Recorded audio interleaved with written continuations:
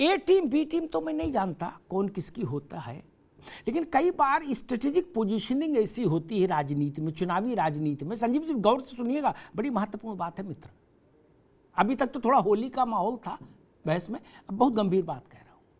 मेरी बात को लिख लीजिएगा कौशिक जी, आप और संजीव बाबू, आप और बीजेपी, 3 लोग सीधे जुड़े, आरजेडी को उससे लेना देना नहीं।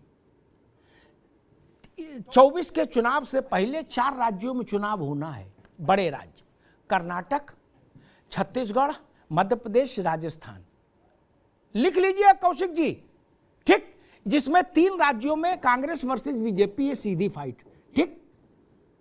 कर्नाटका में जेडीएस है, इसलिए मैंने नहीं ऐसा बोला, 3 में है, छत्तीसगढ़, मध्य प्रदेश, राजस्थान। इन तीनों राज्यों में पूरी ताकत से झंडा बैनर लेके अरविंद बाबू चुनाव लड़ेंगे, ठीक। सारी फ्री सुन लो, हम उसका असली मकसद बता रहे हैं, आप तो केवल इतना ही बता रहे हैं, हम उसके पीछे कहानी बता रहे हैं ना। और लिख के रख लो, गलत निकले तो मेरे ही मंच पर आके कहिएगा कि आप ना को समझ ही नहीं किसी बात की, मैं स्वीकार करूंगा, माफी मांगूंगा आपसे। लिख लीजिएगा कौशिक जी, तीनों राज्यों में अगर अरविंद केजरीवाल की पार्टी ने 2-3% वोट भी पा लिया तो अखिल भारतीय कांग्रेस के दरवाजे बंद हो जाएंगे, सब संभावनाओं के, ये जान लीजिए। क्या लिख लीजिए, क्या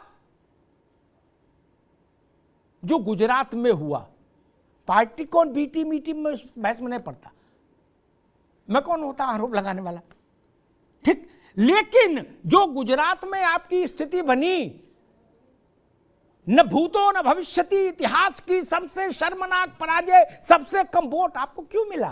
क्योंकि दही में से दही जमाने के लिए जो जामन है ना, वो होता थोड़ा सा है, लेकिन उसके बिना दही नहीं जमता। क्या जामन के रूप में आम आदमी पार्टी आ गई थी तो गुजरात में रिजल्ट पलट गया, क्या हुआ आपने देख ही लिया। इसलिए शायद 2023 में तो बीजेपी को आम आदमी पार्टी इन 4 राज्यों में सूट करेगी। मेरी बात बड़ी अटपटी है लेकिन बड़ी खरी है। बीजेपी की जन्म पत्रिका में भाग्य राजयोग का निर्माण 2023 में करने में आम आदमी पार्टी की भी भूमिका हो रहेगी, ये लिख लीजिए। वो टीम है, मैं नहीं कहता ऐसा, लेकिन कई बार किसी के खड़े होने से कोई हार जाता है, दूसरा कोई जीत जाता है, ये मसला है। दूसरी बात मैं कहूंगा, कल भी कहा था, आज फिर कहता हूं, खाली पीली आरोप मत लगाइए। देश के जितने राज्यों में गैर भाजपा सरकार है, भूपेश बघेल की सरकार का है छत्तीसगढ़ में कौशिक जी, ठीक। उन्होंने चुनाव में कहा था कि रमन सिंह भ्रष्ट हैं, रमन सिंह भ्रष्ट, उनके लड़के ने भी भ्रष्टाचार किया, ऐसा कह के आप सरकार में आए। भूपेश बघेल ने गिरफ्तार करके जेल भेज दिया, नहीं ना, और भेजेंगे भी नहीं, चुनाव आ गया, ठीक। झूठ मूठ का क्यों कहते हो फिर? झूठ मूठ का क्यों कहते हो? वहां कोई रोक सकता है आपको? नहीं। रमन सिंह को गिरफ्तार करके जेल भेजने से सरकार को कोई नहीं रोक सकता। या फिर आपने झूठ बोला, वो भ्रष्टाचारी नहीं थे, और अगर भ्रष्टाचारी थे तो जेल क्यों नहीं भेजा? इस बात का उत्तर तो आप ही देंगे ना, कि भाजपा देगी। ममता नहीं, अभी नहीं, ममता बनर्जी ने जिन जिन लोगों को भ्रष्ट कहा, असामाजिक कहा, वो लोग जेल क्यों नहीं गए? ममता जी के शासन में क्यों नहीं गए? इसका जवाब दोगे ना आप लोग? नहीं दोगे। हिमाचल प्रदेश में सुखों से पहले जो मुख्यमंत्री थे भाजपा के, कांग्रेस ने कहा ये भ्रष्ट है, उनको जेल भेज दिया आपने? नहीं, वो तो सेब खा रहे हिमाचल में। तब इसलिए ये बातें नहीं करिए। बिहार वाले बड़े क्रांतिकारी हैं, उन्होंने सारे लोगों को, बीजेपी के लोगों को जेल भेज दिया, किसी को नहीं भेजा भाई। सब दही चूड़ा एक ही साथ बैठ के खा रहे हो,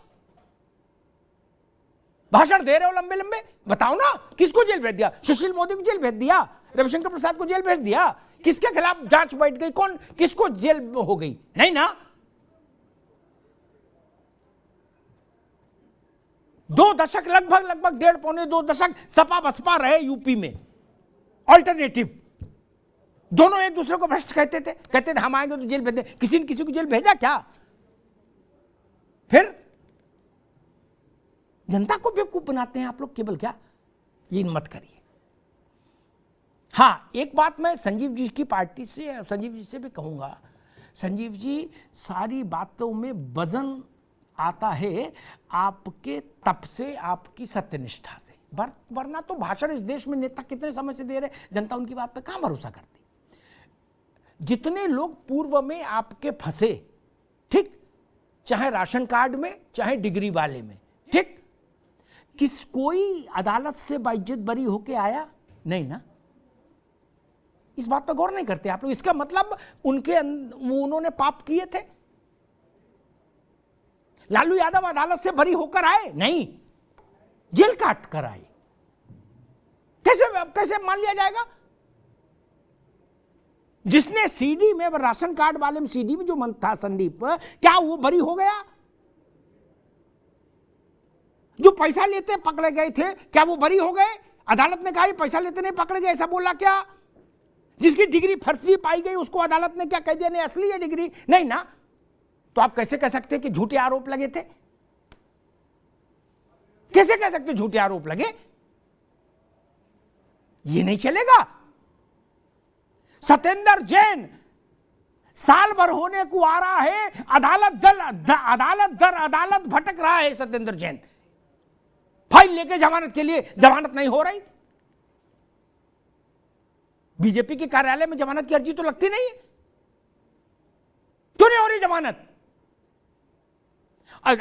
लेकिन हां, अब आप बताइए, अगर ऐसा वीडियो वायरल हो जाएगा जिसमें मालिश करा रहे हैं और रेपिस्ट को फिजियोथेरेपिस्ट बता दोगे आप, और काजू बादाम खा रहे हैं वहां रात में भीगे हुए गुलगुल गुलगुल, और फिर आप कहोगे ये राजनीतिक साजिश है। अरे राजनीतिक साजिश में आप काजू खाने लगे, मालिश कराने लगे राजनीतिक साजिश में? ये कैसी साजिश है? तो फिर इनको साजिश करना नहीं आता भाजपा वालों को? इनको साजिश की ट्रेनिंग लेनी चाहिए। जिसके खिलाफ साजिश की वो जेल में मसाज करा रहा है। ऐसा तो नहीं हो सकता ना। ये तो अच्छा है कि अरविंद, मनीष सिसोदिया और सत्येंद्र जैन के जेल में करीब 500-700 मीटर की दूरी है, बीच में अवरोधक भी है तिहाड़ में। नहीं पता लगा वहीं आम आदमी पार्टी की स्टीयरिंग कमेटी की बैठक बुला लेते और 4 फिजियोथेरेपिस्ट बुला के मालिश शुरू हो जाती। तब ऐसा माहौल मत बनाइए व्यवस्था का। अगर आपको लगता है किसी भी पार्टी को कि राजनीतिक तौर पर उनको प्रताड़ित किया जा रहा है, तो आपके पास अधिकार है ना, जाइए सुप्रीम कोर्ट और कहिए कि हमको फॉल्स इंप्लीकेशन है, गलत तथ्यों और प्रमाणों के आधार पर हमको प्रताड़ित करने की कोशिश हो रही है। जाइए। एक उदाहरण देता हूं, एक सेकंड रुक जाइए। एक उदाहरण देता हूं, मेरे ख्याल से ऋषि मिश्रा और संजीव जी के लिए खास तौर पर। मुलायम सिंह जी की सरकार थी, इसलिए हमेशा के लिए उदाहरण रखिएगा अपने पास। मुलायम सिंह जी की सरकार थी, यादव वर्ग से ही एक नेता ने अनाउंस कर दिया कि हम मुलायम सिंह के खिलाफ चुनाव लड़ेंगे। ठीक, बड़ा बायबेला मच गया कि मुलायम सिंह के खिलाफ यादव। अच्छा, वो भी थोड़ा युवा उत्साही था।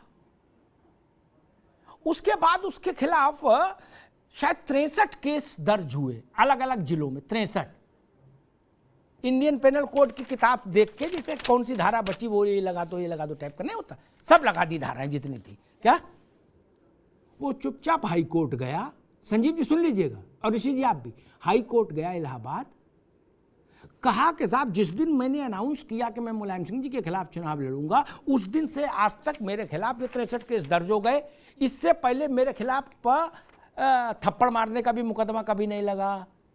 हाई कोर्ट ने कहा, ओ माय गॉड, 1 मिनट में सारे केस स्क्रैप कर दिए हाई कोर्ट ने। फिर सुनिए, 1 मिनट में सारे केस स्पंज कर दिए। ऋषि जी सुनिए, ठीक, चीफ सेक्रेटरी उत्तर प्रदेश को आदेश दिया कि इसको जेट सिक्योरिटी दो ताकि ये चुनाव लड़ पाए।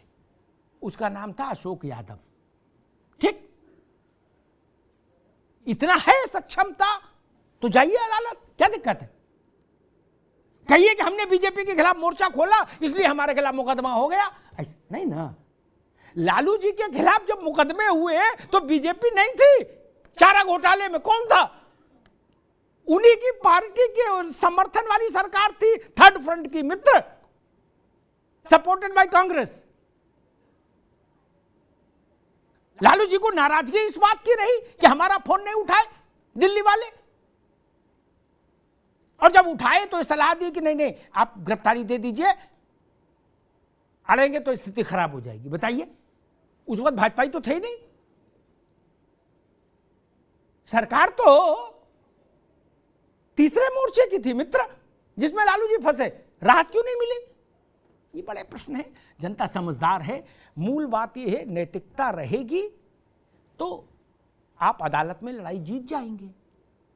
आप दोषी होंगे तो यही शटल इधर उधर टोपी ट्रांसफर करते रहिए। मसला कोई भी एजेंसी हो, कोई भी सरकार हो, मैक्सिमम आपको अदालत तक ले जा सकती है। अगर आप दोषी नहीं तो अदालत से ससम्मान बरी होके भी लोग आते हैं। और हाँ, ये भी ठीक है, कुछ लोग वहां आजीवन कारावास की सजा भी पाते हैं। लालू जी एक उदाहरण है, देश के इतने बड़े राजनेता थे, इतनी लंबी जेल उनको अदालतों ने ही दी।